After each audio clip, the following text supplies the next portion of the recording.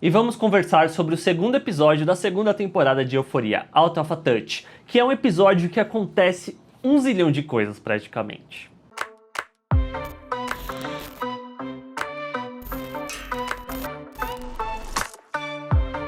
Uma palavra que define em algum nível esse episódio é relacionamentos, porque é interessante ver como esse episódio coloca os seus personagens lidando com seus relacionamentos em pontos diferentes. Tanto é que a abertura que coloca o Nate como foco nos coloca praticamente dentro dos pensamentos dele e que vai mexer em temáticas como sexualidade e masculinidade tóxica, que são temas que já estavam sendo trabalhados em torno do personagem durante a primeira temporada. E a abertura desse episódio, ela cria um contraponto, que é uma coisa que eu tô sentindo que talvez essa segunda temporada de Euphoria faça, crie rimas e contrapontos a momentos da primeira temporada, porque se a gente pega o segundo episódio da primeira temporada, mostra o Nate criança descobrindo sobre as gravações do pai, e aí aqui nesse episódio, nessa abertura, a gente vê que é o personagem idealizando um futuro perfeito ao lado da Cassie, tendo filhos, meio que criando esse cenário ideal de paz que ele almeja alcançar em algum momento, talvez. Porém, é interessante ver como que nesse mundo onírico que o Nate tem, a visão da Cassie, que ele diz que é sensível, que é madura, que é poderosa, está sempre relacionado ao fato da sexualização do corpo dela, que ele fala tudo isso, mas a gente só vê imagens dela nua ou transando com ele. E mesmo dentro desse mundo particular do Nate, ainda assim há flashes da Jules ali dentro, ela habita a cabeça dele ainda de alguma forma, o que traz até essa leitura de que o que ele tá pensando em relação a Cassie seja uma fuga dos pensamentos que ele tem em relação à própria Jules. E aí cria-se esse triângulo amoroso do Nate com a Cassie, que seria esse mundo ideal, esse mundo idealizado que ele tem na cabeça, enquanto que na realidade tem a Mary, que representaria o caos para ele. E a Mary quer voltar com o Nate e tem até uma outra rima narrativa dentro desse segundo episódio, com o segundo episódio da primeira temporada, que lá o Nate vai pro boliche com a Mary. E aqui nesse episódio, ela vai pro boliche junto com a Jules, com a Cat e com o Ethan. Meio que ela vai com as amigas, principalmente. E até rola um momento que ela tá sentada, conversando com a Jules, falando que tá pensando em voltar com o Nate. A Jules fala pra não fazer isso, que eu achei interessante também. Já a relação da Cat com o Ethan, eles estão num relacionamento saudável, mas a Cat sente falta de uma chama, de alguma coisa mais forte, e ela volta-se pro mundo da fantasia dela, o Nate pensando no mundo idealizado, ela acaba pensando talvez em certo nível nesse sentido também, mas dentro da personagem acaba sendo muito mais claro isso, porque isso já fazia parte dela, e ela pensa no cara do Game of Thrones, trazendo essa força que ela sente falta no Ethan, talvez, e isso ela acaba transpondo para o mundo real como uma forma de mentira, quando ela conta para as amigas o que o Ethan estava fazendo com ela, quando não era exatamente a verdade. E ela tentando achar os prós e os contras no Ethan, ela acaba achando que o problema seja ela, o que faz com que ela se odeie, e ela entra nessa espiral de ficar vendo vídeos de autoajuda e de se odiar mais no processo, o que traz uma das melhores, eu diria, a melhor sequência desse episódio, que a gente volta para meio que o mundo de fantasia da Cat, dos pensamentos dela,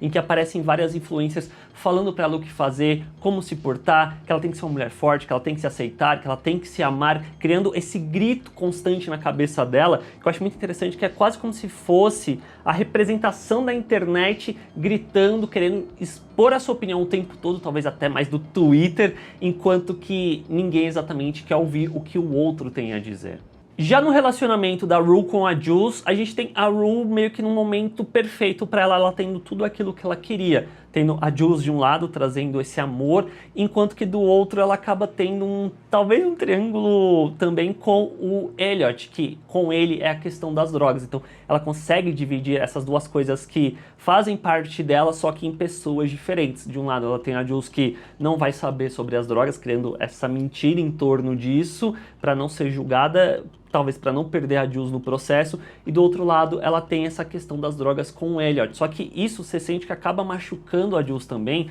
porque pelo fato dela não ter essa visão, ou talvez ela até ter, e aí isso a machucar mais ainda, ela sente que a Rue, ela também gosta do Elliot, mas pelo que o Elliot pode proporcionar a ela em relação às drogas, e não exatamente sobre os sentimentos dela. E é interessante como esse episódio só coloca a Rue junto com a Jules no comecinho do episódio ali no colégio, mas a gente vê mais da Rue com o Elliot, mais pra frente no episódio,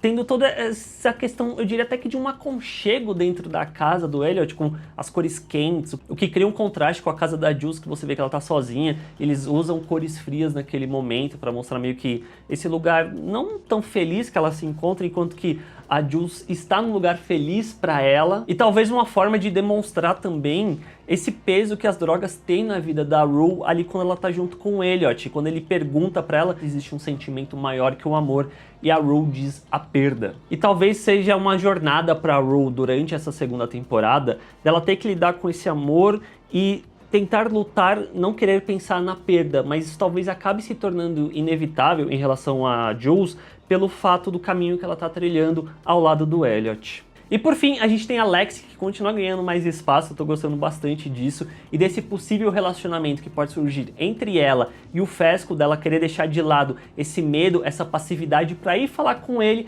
mas quando ela chega lá e vê que a Faye tá lá, você vê que ela dá uma recuada de novo, meio que ela volta nesse estado de medo dela, o que eu espero que não continue acontecendo, que ela, tipo, tem essa vontade de falar pra ele aquilo que aconteceu, o que ela tá sentindo. Mas aí tem uma outra bomba relógio que é criada durante esse episódio, que é o pai do Nate querendo descobrir quem foi o responsável por bater no filho. E a gente vê que isso culmina nele chegando ali no mercadinho e parece que ele tá com a arma dentro do bolso e que vai dar uma merda gigantesca nesse momento. Que é uma outra coisa que o primeiro episódio já tinha feito e esse segundo faz de novo, que é brincar com a questão da linearidade dos eventos. Porque a gente vê um evento acontecendo, aí a história vai pra frente ou vai para trás, depois ela volta para esse mesmo lugar para continuar acompanhando dali para frente. E toda essa parte do mercadinho, ela é muito tensa. E se eu já tava achando, eu comentei, eu acho que isso principalmente no podcast que eu tenho com a Nathalie, que é o Expresso, que a gente fala sobre os episódios de Euforia com mais tempo, o episódio quase 1 hora, de mais de 1 hora, dependendo do caso. Se você quiser escutar, procura no seu agregador de podcasts.